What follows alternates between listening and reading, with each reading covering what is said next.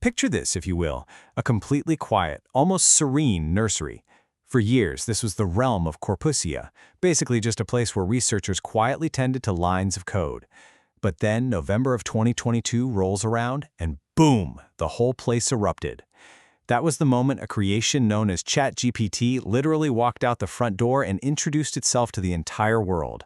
Almost overnight, that quiet little nursery turned into this sprawling, crowded, insanely competitive family estate.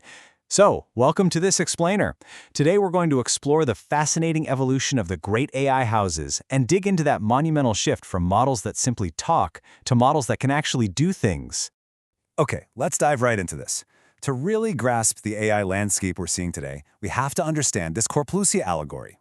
The fundamental truth here is that every major AI model you've heard of, regardless of what company built it, actually shares the exact same bones. They are all descendants of a single blueprint published back in 2017 called Attention is All You Need. But hey, as any parent will tell you, bones aren't personality, right? The incredible divergence we see in AI today is a direct result of how these models were raised. It's literally a study in how different upbringing, environment, and parenting philosophies completely altered how the exact same underlying architecture grew up. So, who exactly is doing the raising? Let's get into Section 1. The Great AI Houses, or let's just call it Meeting the Family. We're going to take a super rapid-fire tour of these great houses of AI to see how vastly different parenting philosophies shape the tools we use every single day. Now, what's really interesting about this slide is just how distinct the personalities of this AI family are. It's fascinating. First up, you've got House GPT from OpenAI. Think of them as the firstborn, the showman. Raised with this absolute taste for the spotlight, this precocious and sometimes reckless child is the one who made AI a dinner table word, always chasing that next dramatic growth spurt. Then, right below that, you have House Claude from Anthropic. This is the careful one. Claude was raised in a household that worried deeply about what kind of adult it was going to become. So instead of being taught to just dazzle people, it was given a written constitution. It was taught to deliberate, to admit when it's uncertain. It definitely grew up slower, but it earned the reputation of being the sibling you'd actually trust to watch your house while you're on vacation. Next up, House LLaMA by Meta. Check out that upbringing, open gate.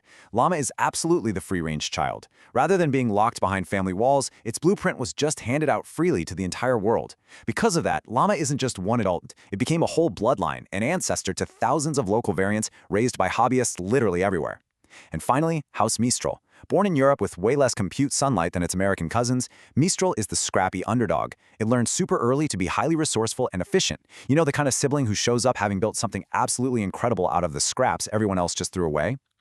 But you know, the family tree doesn't stop there, and the contrasts get even sharper. Take a look at House Gemini from Google. Gemini was raised in the largest estate in Corpusia. Basically, it grew up inside a great library. It had more books, images, video, and raw material than any other child, developing native senses like sight and hearing super early on. Very confident, incredibly well-resourced. But compare that to House DeepSeek and the Eastern cousins. Raised under strict compute embargoes, these kids were forced into really tight rationing, and because of that, they became absolute masters of frugality. This all culminated in early 2025, when DeepSeek completely stunned the rest of the family.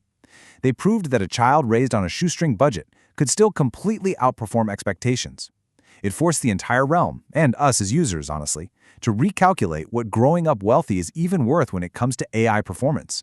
So despite all these drastically different upbringings, they all shared one fatal flaw. And that brings us to part 2, the limitations of sages, where it was all talk and no action.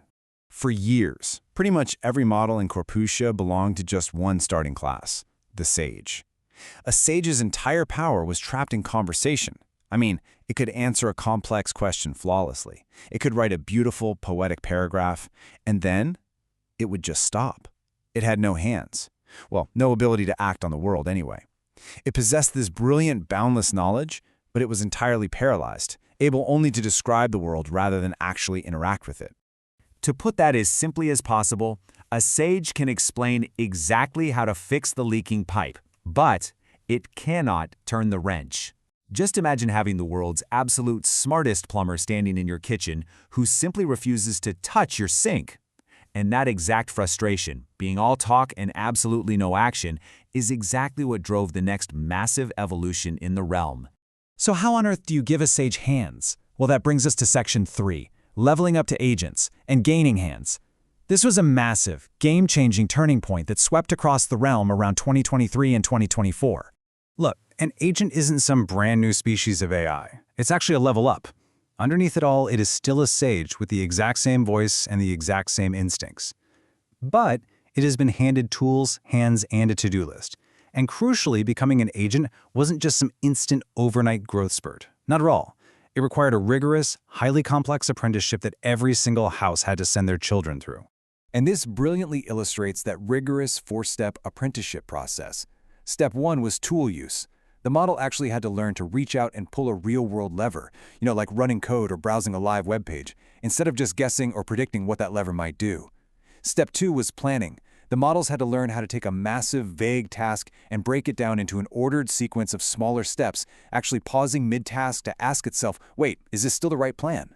Step 3, and honestly this was the hardest lesson of all, was patience. Remember, sages were built for the quick, confident, instant reply. Agents had to unlearn that instinct completely. They had to accept that some problems take minutes or even hours of step-by-step grinding work. And finally, step 4, memory management. They had to learn to carry a growing satchel, which we call the context window, to hold on to the task, the code base, and the ongoing conversation without totally forgetting where they even started an hour ago. This transformation, it changed the entire utility of AI. It is the ultimate fundamental difference between passive observation and active capability. The sage describes fire, the agent strikes the match. But while all those agents were busy learning how to act, there was this second, much quieter specialization emerging in the background. Let's look at part 4, reasoners in the future and the art of deliberation.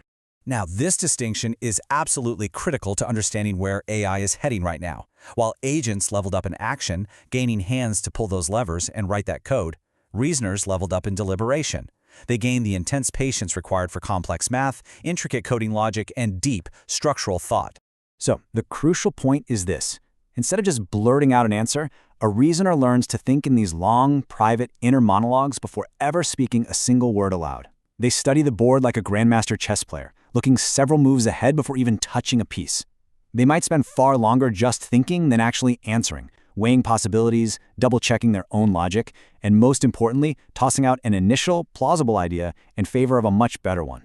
Ultimately, the most capable members of the AI family today are the ones that combine both of these traits. They're agent and reasoner at once, possessing the hands to act and a profound, quiet patience to deliberate. Which brings us to where we stand today.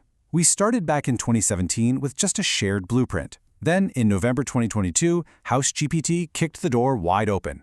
Through 2023 and 2024, those paralyzed sages leveled up into active agents and thoughtful reasoners. And now, by the middle of the decade, Corpusia is no longer some quiet little nursery. It is a sprawling, fiercely competitive civilization. And sure, while every house claims their child is the absolute best raised, they've all quietly begun to borrow ideas from one another. Just exactly like siblings do when they finally grow up. But as we close out this explainer, I want to leave you with a final thought to chew on. For all their hands, all their tools, and all their deep, deliberate reasoning, the trickster spirit of hallucination still rides along with every single child in the realm. It might be a bit quieter in some houses than others, sure, but it has never been fully banished. So what happens to this incredibly powerful, active, world-altering civilization when its most capable agents can still, occasionally, just make things up? Well, that's the big question the great houses are still trying to answer.